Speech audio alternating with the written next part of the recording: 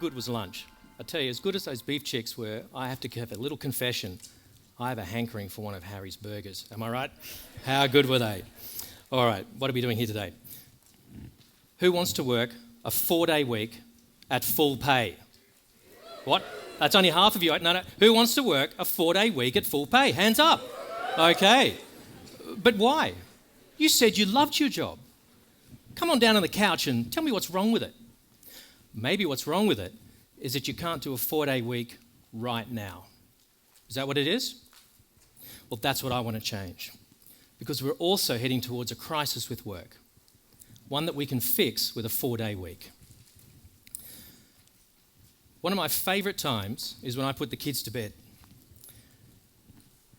I get in with them, push them, make space, because that's our time for a snuggle and a chat. It's quiet, they're relaxed, and they're feeling safe. And they tell us stuff that's important to them. But the best bit about it is question of the day, or as they call it, question of the day, because it's their chance to be super and ask super questions and chase that elusive 10, because I rate them. Now, most get a 9 or a 9.5, but I think it's important that they know the difference between a good question and a super question. Maeve, my 8-year-old, how come the Earth's spinning and we don't feel it? Jack, my 10-year-old, are there really aliens on other planets? When was the last time you got to ask a super question at your work, let alone have the time to answer it? Well, 4 years ago, you waiting? I got to answer a super question, my first one ever. Why, after 12 years, did my business fail? 60 to 80-hour weeks, doing more and more of the same. And do you know that I honestly expected a different result? It sounds familiar for some reason. Oh, insanity, that's it. Because there was no time to answer the obvious questions. Why was I pitching so hard, yet no one was buying? Why was I working such stupid hours, but the list just got longer and longer? Why did I pour everything I was into the business, but others didn't? And so it came to a crashing halt when I had to let the whole team go. And I ended up with a lot of time in my hands. My wife would say way too much time, because it didn't seem to affect the chore list at home. But it was liberating in hindsight, because that was my 4th business. And it was high time that I learned the lessons of history before starting the next one. Now, one of the most interesting lessons was, what does it mean to be creative? It's art and music and poetry, isn't it? That's what I always thought. And so I never thought I was creative. But we actually know it's about connecting different ideas. But you need time to make those connections. This whole idea came from a series of connections that I made. And it all started with, well, what can I do differently in my workplace next time?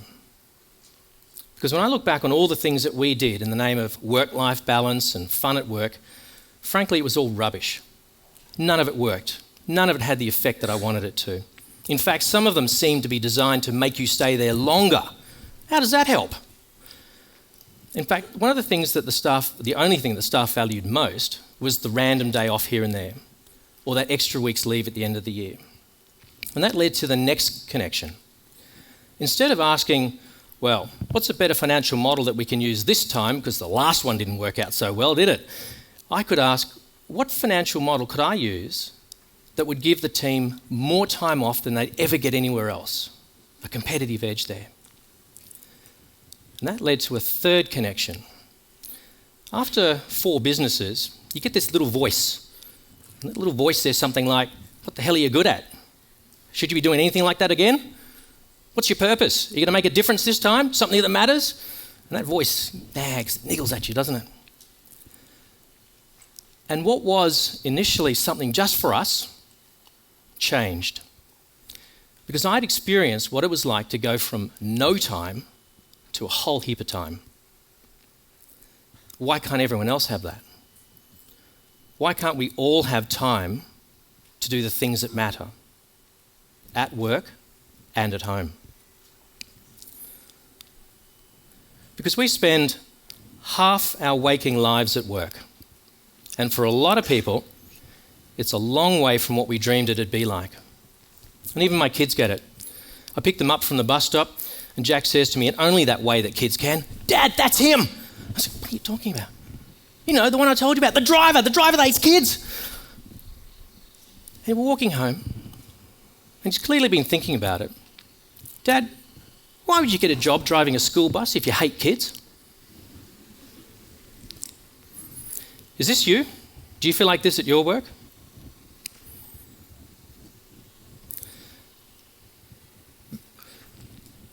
I felt like that. We're just going through the motions.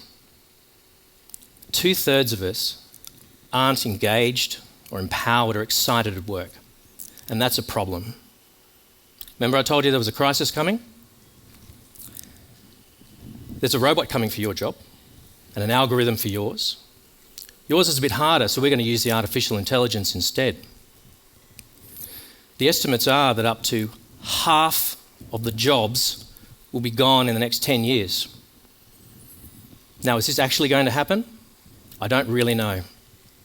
Jobs have always been at risk of automation, but this time it's different. Let's find out why. We need to take a quick time travel through the Industrial Revolution and see what's going on. But that'll also tell us about the solution. Now, you ready to pick our time machine? Not bad. How about this one? Oh, a bit awkward, quick. That's better. Steampunk, anyone? What about this one? Let's try the DeLorean. Let's go with style. Since the beginning, we've had 250 years in which to invent new jobs and industries as old ones are replaced by technology, like finance and social media. Now, is it just me, or have those guys actually worked out how to invent money out of thin air? It is incredible, isn't it? In fact, my wife regularly asks me if I've invented Facebook yet. Something about having too much time on my hands. You know, $50 billion, 4-day week. But what's different? Well, the first two industrial revolutions, they were about machines, and they take time to spread through industry, sometimes decades. But this time, it's about software in this digital revolution, and it takes seconds to spread. What drives the Industrial Revolution? What makes it tick? It's about productivity and profit by replacing people with technology. Now, this is not a rant about high-tech and capitalism. There is no doubt that they have fundamentally changed our standard of living, haven't they? And this digital revolution we're in, well, it's given us selfies and planking and TextNet. Is it an awesome time to be alive or what? Is it? Absolutely. Now, check out this graph. This graph shows the relationship between the hours worked and productivity. Do you know what it says? It says those stupid hours you're working don't help. I want you to stop it. Stop it now. Everybody, I want you to repeat after me. I'll do the first one. I will not work stupid hours. Okay, everybody? I will not work stupid hours. Okay, let's do it again. I will not work stupid hours. One more time. I will not work stupid hours. Folks, that is the first step on the Workaholics Anonymous program. Well done. You need to see me after class for remedial work. Let's go back to the graph. Here's us, the US, the UK. You might be thinking, not too bad, not too bad. France, Germany. No wonder they're bailing out the Eurozone, and you thought it was all about beer and pork knuckle, didn't you? A couple of other countries. Now, the long-term trend is towards the mid to low 30s per week. Now, here's a super question. This is how you can test what they look like. Why do that over 5 days?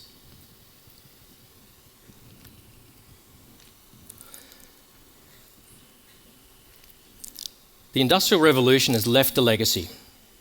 Production lines. They've just been cleverly disguised as business processes. Computers, they're digital looms. The punch card, well, that's us. So much of our work is boring, repetitive, and monotonous. No wonder we are being automated. So what do we do about this? What's the answer? We need to change the lens through which we look at work. Instead of a lens of productivity and profit, we need to use a lens of time and people. So you might be asking, what does that mean? It's this. I want you to go to work on Monday and say to your boss, can I have a 4-day week at full pay, thanks? Now, if you've avoided being fired, you might have two choices. On one hand, you can work out how to do 20% more on your 4 days, or on the other hand, you can work out how to do 20% less of the crap they make you do every day. Which choice will you make? I call this the mo crap, no crap choice.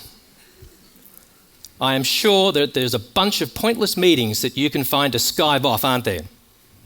Now, if there's no impact on product profit, then why not give that time back to us?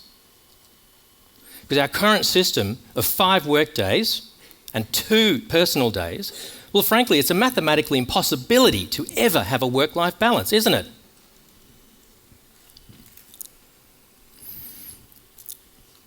There's a truth in change management, and that is you can't start unless you make space on the playing field.